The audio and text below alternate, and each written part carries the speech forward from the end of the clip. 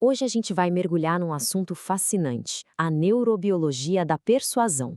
A ideia é entender como o nosso cérebro funciona para que a nossa comunicação fique muito mais afiada, sabe? Tanto em casa quanto no trabalho. Sabe aquela situação? Todo mundo já passou por isso, né? Aquela baita frustração de chegar com uma ideia que parece perfeita, um argumento super bem pensado e dar de cara com um muro, uma parede de resistência. Pois é, a gente vai entender agora por que isso acontece. Então, a resposta para essa frustração toda tá, acredite se quiser, na nossa biologia. É que o nosso cérebro tem uns mecanismos de defesa muito, mas muito antigos, e quando ele se sente um pouquinho ameaçado que seja, a primeira reação, a mais instintiva, é não. Vamos dar uma olhada em como isso funciona na prática. Pois é, o nome técnico para isso é reatância psicológica. E olha, é super importante entender que isso não é teimosia, tá? É uma resposta neurológica, quase que um reflexo. Pensa assim. Quando a gente sente que estão empurrando uma ideia goela abaixo, o cérebro interpreta isso como um ataque à nossa liberdade. E aí, pá, ele aciona um alarme interno. E essa resposta do cérebro acontece numa cascata. É super rápido. Primeiro, a ideia é imposta. Bum! A amígdala, que é tipo o centro de alarme do nosso cérebro, dispara. Na sequência, o corpo é inundado de cortisol, o famoso hormônio do estresse. E o resultado final? O modo luta ou fuga é ativado. E quer saber? Nesse estado não adianta vir com lógica, com razão. Tudo isso fica em segundo plano. Certo, então a gente já entendeu o problema. Forçar uma ideia não funciona. Mas e aí, o que funciona? Bom, a notícia boa é que existem umas chaves, umas técnicas baseadas justamente na neurociência para a gente conseguir contornar essas defesas e, bem, abrir a mente da outra pessoa para uma boa conversa. E a primeira chave é genial: autonomia. Em vez de dar uma ordem direta, faça isso, a sacada é oferecer opções. Sabe por quê? Porque quando a gente sente que tem controle, que tem escolha, isso ativa o centro de recompensa do cérebro. Imagina num projeto de equipe. Em vez de só delegar uma tarefa, que tal oferecer duas responsabilidades possíveis? Isso dá aquela sensação de poder, de escolha. E essa pequena mudança na química cerebral, que sai da ameaça e vai para o prazer, deixa qualquer um muito mais aberto e receptivo.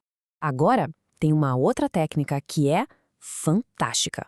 Chama acoplamento neural.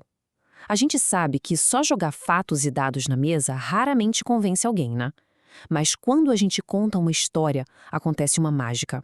O cérebro de quem está ouvindo começa a meio que espelhar a atividade do nosso cérebro. É como se os dois cérebros entrassem na mesma sintonia. E esse processo libera ocitocina, o famoso hormônio da confiança. Isso cria uma ponte, uma conexão que simplesmente derrete a resistência. A terceira técnica é toda sobre motivação. Pensa bem, se uma conversa já começa falando do esforço que vai dar, o cérebro, na hora já, pisa no freio. Agora, se a gente inverte o jogo e começa pelo benefício, pela recompensa, aí a coisa muda. Isso libera dopamina, e a dopamina cria aquele impulso de eu quero, uma motivação que faz qualquer esforço parecer fichinha perto do que se vai ganhar. Ok, beleza. Essas técnicas são muito poderosas, sem dúvida. Mas e quando a situação é daquelas bem mais bem delicadas mesmo? E se a gente estivesse falando do teste de fogo, o maior desafio de comunicação que existe? Pois é, a gente está falando daquele momento de dar um feedback crítico a uma mãe sobre o filho dela. E aqui, gente, o buraco é mais embaixo. Não estamos falando só de psicologia. A gente está lidando com um comando biológico, uma coisa profunda e extremamente poderosa. E esse é o X da questão. A biologia literalmente programou o cérebro materno para uma coisa: proteger. Existem circuitos neurais que são ativados para defender a cria a qualquer custo. E olha que louco, isso inclui desligar, suprimir as áreas do cérebro que fazem o julgamento crítico. Ou seja, qualquer crítica, por menor que seja, pode ser vista como um ataque direto a esse instinto de proteção. Então, como é que se anda num campo minado desses? É preciso um kit de ferramentas, sabe? Uma coisa bem mais específica, pensada justamente para construir confiança e não para ativar aquele escudo protetor. Vamos dar uma olhada nesse kit. Primeiro, em vez de focar no caráter, tipo, o filho dela é preguiçoso, o que é um ataque direto, a gente externaliza o problema. Fala algo como, parece que o ambiente atual está drenando a energia dele. Viu a diferença? Segundo passo, que é crucial, validar o esforço da mãe. Começar com "eu sei o quanto você se dedica a ele". Isso, na hora, desarma a pessoa. E por último, a gente transforma a crítica numa preocupação em comum, falando do futuro da criança. Isso não é mais um ataque, virou uma aliança. Ok, então agora vamos juntar todas as peças do quebra-cabeça, porque no final do dia, no frigir dos ovos, tudo isso se resume a uma verdadeira dança neuroquímica que acontece dentro do cérebro. A grande chave de tudo é essa: conseguir equilibrar os dois sistemas centrais do cérebro. De um lado, a gente tem o sistema de ameaça, que é movido pelo cortisol. Do outro, o sistema de conexão e recompensa, que funciona com ocitocina e dopamina. A persuasão de verdade acontece quando a gente consegue baixar o volume de um e aumentar o do outro. E aqui a gente tem um resumo perfeito, quase um manual. Quer superar a relutância de alguém? O alvo é a dopamina. Como? Focando no ganho pessoal, na liberdade de escolha. Precisa fazer uma crítica sem criar um conflito? O alvo é a ocitocina.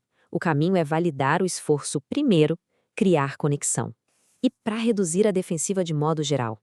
O objetivo é manter o cortisol lá embaixo. E isso a gente consegue com um tom de voz calmo, num ambiente que seja seguro e privado.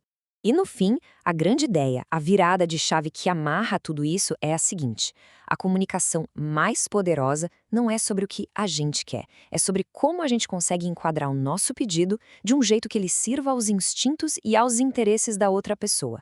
É basicamente transformar o nosso objetivo numa vantagem para ela. Então, para a gente fechar, fica aqui uma reflexão. Com essas chaves em mãos, com esse conhecimento todo sobre como o cérebro funciona, que conversa difícil do dia a dia aí na sua vida poderia ser totalmente transformada? Pensa nisso.